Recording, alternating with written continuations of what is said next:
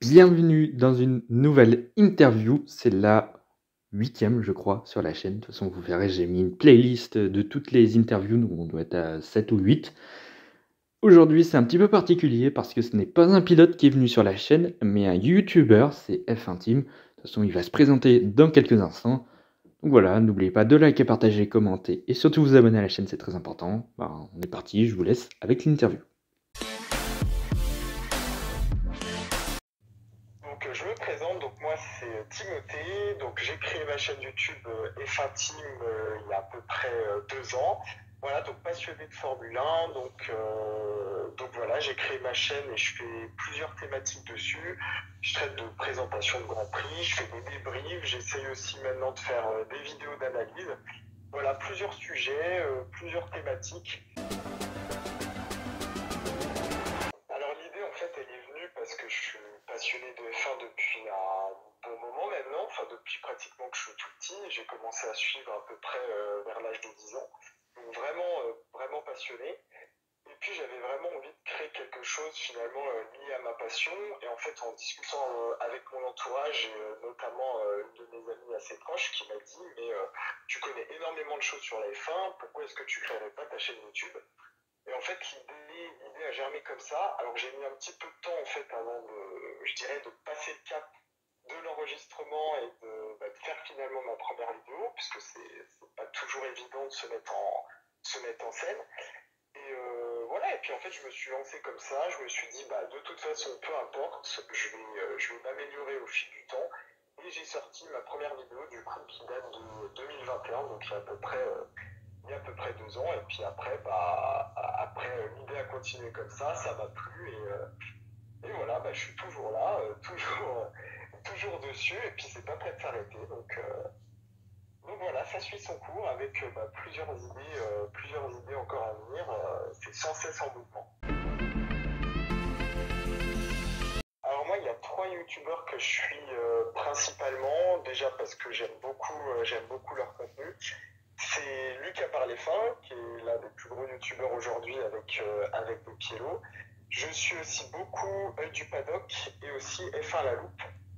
Donc c'est 3 youtubeurs que j'aime beaucoup parce qu'ils font un travail super qualitatif. Ils ont chacun un petit peu, je dirais, leur marque de fabrique. Et voilà, bah, j'ai beaucoup de respect pour leur travail. Et en termes de contenu, je dirais que je me rapproche, alors c'est difficile de dire, mais en tout cas entre les trois, je pense que mon contenu se rapproche un petit peu plus du paddock. Tout simplement parce que Lucas est très peut-être plus dans l'humour. Donc c'est vrai que c'est pas un créneau moi que j'ai développé sur la chaîne. F1 La Loupe, lui, il a une plume vraiment particulière aussi un petit peu dans sa manière de faire les vidéos, de faire partager les choses. Et Œil du Paddock est peut-être un petit peu plus dans l'analyse, donc moi c'est ce que j'essaie de développer d'ailleurs de plus en plus aujourd'hui. Donc voilà, je dirais que je me rapproche un petit peu plus de lui. La vidéo que j'ai pris le plus de plaisir, en tout cas récemment, je dirais que c'est la vidéo sur les challengers à la loupe. Parce que c'est plutôt une vidéo d'analyse que je sors en plus entre Grands Prix, donc j'ai un petit peu plus de temps aussi pour traiter les sujets. Et j'ai l'impression d'aller un petit peu plus au cœur des choses, vraiment beaucoup plus dans l'analyse. C'est vrai que quand je fais des présentations et des débriefs, malgré tout, bah, disons que c'est pas que ça reste superficiel, mais je suis aussi plus dans comment dire, voilà, je vais présenter le circuit, donc je suis plutôt dans une partie informative, alors que voilà, ce type de vidéo, j'ai sorti aussi la dernière que j'ai sortie, où on analyse un petit peu aussi la course d'Imola, enfin la non-course d'Imola. C'est des vidéos que j'aime bien et que je vais essayer de développer davantage, où on essaye vraiment d'aller beaucoup plus dans l'analyse, dans l'explication des choses, et voilà, et apporter aussi bah, tout simplement de ceux qui écoutent vraiment une analyse profonde des choses. Et ça, c'est vraiment ce que j'ai envie de faire de plus en plus. Alors, je trouve ce début de saison un peu mi-figue mi-raisin. C'est-à-dire, on a d'un côté, bah, on va pas se mentir, hein, les Red Bull qui archi-dominent. Donc, c'est vrai que si on part de ce principe-là, c'est pas la saison la plus passionnante qu'on ait connue. Même si pendant un temps, on s'est un peu dit que Pérez allait peut-être, pourquoi pas, aller titiller Max, on se rend vite compte que ça va pas le faire longtemps. Mais je trouve en tout cas que dans le peloton, on a quand même pas mal de spectacles, notamment entre les Aston, les Mercedes et les Ferrari. Je pense que là, on va vraiment avoir une saison super intéressante. Et puis peut-être si Alpine arrive un peu à raccrocher le wagon, ça va pas être simple, mais je pense que peut-être sur certaines courses, on pourrait un peu se mettre en avant. Donc je dirais qu'on a finalement un peu une saison en deux blocs. On a les Red Bull et on a un peu les autres qui essaient de faire le spectacle.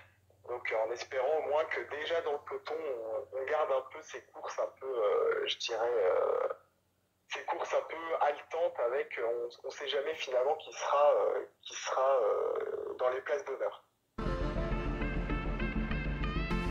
Alors la troisième saison, je dirais que c'est la saison 2006, déjà parce que c'est quasiment la première que j'ai regardée en saison complète.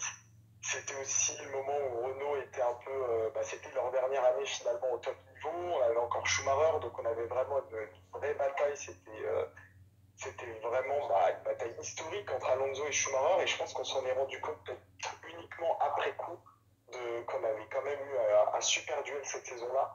Donc je la mettrais déjà dans mon top 3, je dirais en troisième place.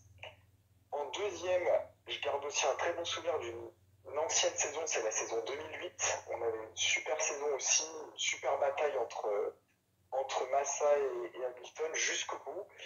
Et ça avait été, je me souviens, une saison où il y avait eu pas mal de spectacles, des courses vraiment super intéressantes. On a vu Alonso qui était bien revenu en fin d'année, qui avait gagné 2 courses. Donc c'était une saison aussi très spectaculaire. Et plus récemment, je pense que je dirais 2016, où on avait eu vraiment une saison super intéressante entre Hamilton et Rosberg. Un duel vraiment petit temps où on a senti que Rosberg avait passé vraiment un cap par rapport à Hamilton, cap qu'il n'avait pas été capable de passer les 2 saisons d'avant. Donc franchement, chez Mercedes, ça avait été vraiment une super saison. Et je pense que la top 1, si je peux me permettre, ce serait 2021 où là, Hamilton-Verstappen, je pense qu'on a eu l'apothéose du spectacle. Monza peut-être qui était le point un peu culminant avec Abu Dhabi, ça avait vraiment été un duel exceptionnel jusqu'au bout, quoi. C'était digne d'un film. Alors pour le futur, déjà ce que je peux te dire, c'est que je suis déjà très content de tout ce qui s'est passé récemment sur la chaîne. Il y a une super progression ces derniers temps, donc je suis super content. Les gens sont de plus en plus nombreux aussi à regarder. Moi, comment je vois les choses, honnêtement, développer de plus en plus, continuer à sortir du contenu, de plus en plus qualitatif, continuer à m'améliorer, que ce soit sur le montage, sur les idées aussi de vidéos.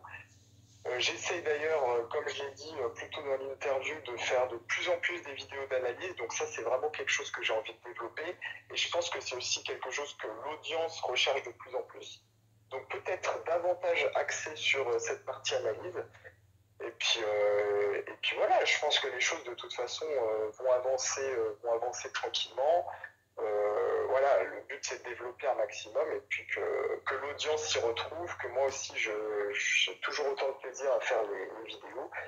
Et puis écoute, pourquoi pas, on sait jamais, à l'avenir, c'est un peu l'objectif ultime, mais peut-être d'avoir des opportunités qui peuvent se présenter, que ce soit sur YouTube ou ailleurs. Ça, ce serait vraiment, je dirais, l'objectif ultime. Et voilà, pourquoi pas après diversifier aussi le contenu. Ça aussi, ça reste à déterminer. Mais voilà, j'ai pas envie de me fixer un objectif vraiment très précis, que ce soit ni en termes d'abonnés, ni en termes de quoi que ce soit. Mais je pense que de toute façon, finalement de travailler de manière continue à essayer de s'améliorer petit à petit, les choses vont venir toutes seules, voilà, tout simplement. Voilà, c'est la fin de cette interview, j'espère que ça vous a plu.